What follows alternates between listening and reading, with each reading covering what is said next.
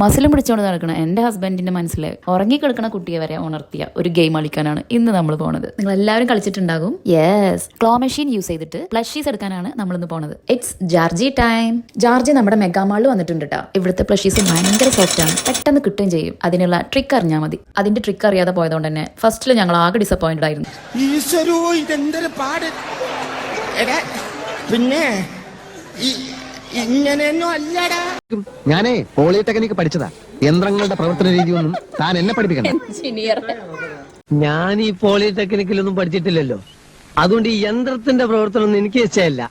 അങ്ങനെ സംഭവിച്ചാ. പക്ഷെ കുറച്ച് കഴിഞ്ഞപ്പോഴുണ്ടല്ലോ കളി ആകെ മാറി. പിന്നെ ഫുള്ള് ചാകര ആയിരുന്നിട്ടാ.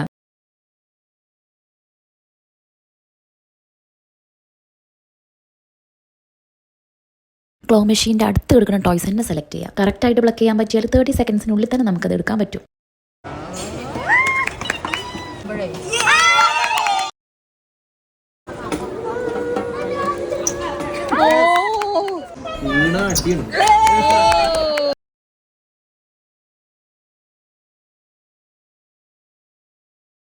ടു ബി ഹോണസ്റ്റ്, ഇത് കംപ്ലീറ്റ് നമുക്ക് കിട്ടിയ ടോയ്സ് ആണ് കേട്ടോ. അതും ഭയങ്കര ക്വാളിറ്റിയുള്ള ക്യൂട്ട് ആയിട്ടുള്ള സോഫ്റ്റ് ടോയ്സ്. ഈ ചെറിയ ടോയ്സ് ഒക്കെ കൊടുത്തിട്ട് നമുക്ക് വേണമെങ്കിൽ വലിയ ടോയ്സ് എക്സ്ചേഞ്ച് ചെയ്ത് മേടിക്കാട്ടോ.